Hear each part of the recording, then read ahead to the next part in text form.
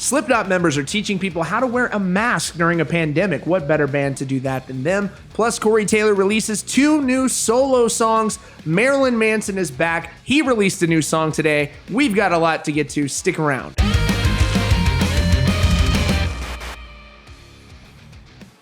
Maybe I'm just a mystery. I could be your misery. There's a little bit of Marilyn Manson's new single, We Are Chaos, which comes from the new album of the same name, releasing on Friday, September the 11th, 2020, just a short time from now. Really hard to believe that. And Marilyn Manson, this is sort of an industrial feel to this new song from him. And it was written in collaboration with singer-songwriter Shooter Jennings, the son of Waylon Jennings. We're very much looking forward to that. And moving on, we've also got new solo material from Corey Taylor featuring Tech9, Kid Bookie, Lars Ulrich, and so many other people in this star-studded music video that he released from his upcoming album. The album is called CMFT, and it's due out on October 2nd via Roadrunner Records. And the first 2 singles are CMFT Must Be Stopped, with this pro wrestling themed music video, which is awesome, and then Black Eyes Blue, which is sort of a southern country vibe to it. I would describe it as something like this, like a 90s alternative feel mixed with an 80s rock anthem. It's really good. And I do want to say there are some people on the other single that he released, CMFT Must Be Stopped, who didn't like the rapping. They didn't like the hip-hop features. And I've just got to say that for those of you who haven't followed Corey or Slipknot for any long period of time, him rapping shouldn't be anything new to you, or him working with other hip-hop artists either. The important thing is that personally, I don't want to hear Corey Taylor write another Slipknot album as a solo release. That takes away from the nature of the band. Solo albums, to me, are an opportunity to experiment with different sounds you don't normally hear.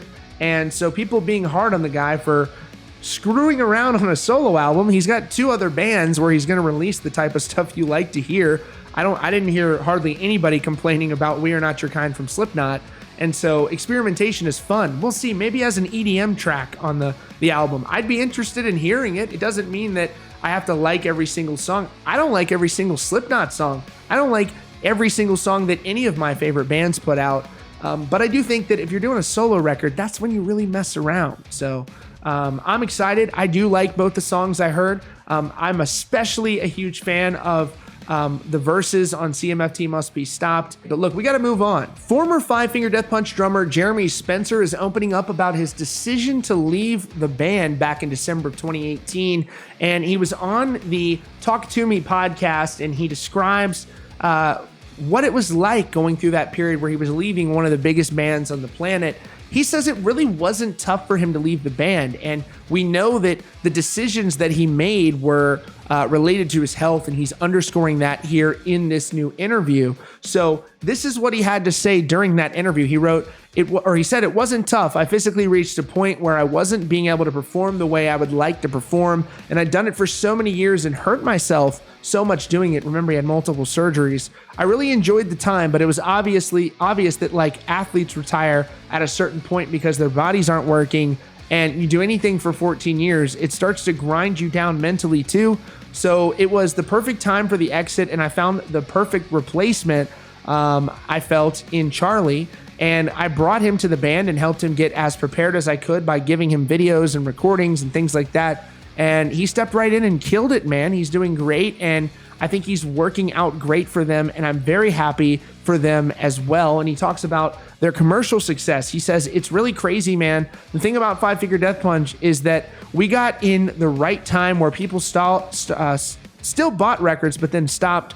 So we were one of the last bands to actually sell some records in metal, which was nice because now everyone just dreams shit, but they still bought physical records, and we were fortunate enough to sell them in a day and age when nobody was buying records anymore. So we're very fortunate. Now, he goes on to speak about their online haters. There are a lot of people who like to rib on Five Finger Death Punch, and he said, well, it's to be expected when bands get popular. They're the target, and we got popular fast, and people certainly let us hear their distaste for it, and I get it. I understand. I took it with a grain of salt. I mean, when you get hated on constantly, you're like, whoa, what the F? But then you just kind of realize what it's all about, and you get too wrapped up in shit. And if they're creative and they dog you, I think that's great. When they're boneheaded and they dog you, that loses my interest real fast. But when they say funny stuff that's really creative and well thought out, I always get a kick out of it. But yeah, we were definitely a target. You understand why. We came out of nowhere and got big fast, so people are like, F that band, whatever. They don't play blast beats and scream and say shit you can't recognize and confuse people with time signatures, so they suck. Try writing a song that connects with people. Let's see what you've got. You know what I mean? It's not easy. All right, but we got to move on, and we got to talk about ACDC. Apparently, they have completed a new album, according to Dee Snider, and he says it's going to be a miracle of technology, whatever that means. He told ABC News, he says, I haven't heard anything, but it's AC/DC, man. You can't go wrong. 4 chords and a dream, baby. That's it. This is going to be a miracle of technology. What will be achieved, the reuniting of the band that we know for one more album, is going to be uplifting and heartbreaking at the same time because nothing goes on forever, but this is the ultimate one more time. AC/DC is a huge influence on me. The band influenced my songwriting. Bon Scott, the original singer, influenced my vocal style, and I've always felt that Highway to Hell was the international heavy metal anthem. And last but certainly not least, Slipknot, the masked band, is giving advice to all of us who are wearing masks all the time now out in public. And where I live, it's mandatory. You have to wear a mask pretty much if you go inside of anywhere. And I thought about this a lot, and apparently Spin had the idea too, and they went around interviewing masked bands like obviously Gwar, Slipknot, and other masked bands as well. I haven't read the whole article yet, but let's go through this together and let's take a look at their best advice for wearing a mask. They wrote, when you consider there are several bands whose members spend hours on sun-drenched stages performing in stifling latex, suppressing silicone, repressive nylon, and restrictive mesh masks that typically envelop their entire faces, sporting a soft surgical mask for a few lousy minutes while pumping gas or getting groceries really doesn't seem like a lot. In short, they don't want to hear your whining. The collective consensus is summed up by Homer Flynn, president of the band's production and company, the Cryptic Corporation. What advice I would offer people who don't want to wear masks? Take your head out of your ass. The people who don't want to wear masks, they need to examine themselves and their motives. Ask what's the problem. They ended up asking Corey Taylor, and he says that comfort is key. He says the main thing is to find a mask that fits. I know a lot of people complain about it like hurting their ears and shit, but that's because your mask is too small or your head is too big. Feel personally attacked there. Whichever is the case, I'm not too sure, but think about it this way. You're talking about a few moments of discomfort against the possibility of being dead. It sells itself. To those against masking, Taylor, who has spent upwards of 8 straight hours in his trademark visage, enduring long photo shoots and never-ending press days, says he does feel your pain, but suck it up, man. Put a mask on and help people. If you don't want things to get back to normal, if you want things to get back to normal, do things the right way. Don't do things because you think America. Do things the right way, you asshats. And the drummer for Mushroom Head, the last 27 years, Steve Felton, says he usually spends an average of 70 minutes behind the kit wearing the mask. He says, you take one off halfway through a song and there's the big reveal. So if I can wear 2 masks for 3 songs, you can wear one for 10 minutes at the grocery store. And then you get to Gwar. It says the refusal of some to wear masks in order to stem the spread of COVID has Gwar's Blothar the Berserker utterly perplexed as well.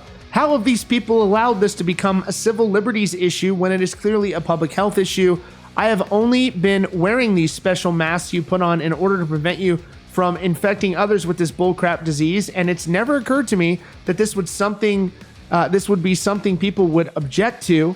He says that their touring plans are on hold, so Blothar is hoping more Americans will do this so that they can help the band get back on stage. He says, it's hard to convince the government you're an essential worker when what you do is stand on stage and play music and shoot blood everywhere and strangle people. And as much as I appreciate the vacation time, I would love to be able to throttle some humans, but no, they can't even agree on things long enough to get their shit together and wear masks.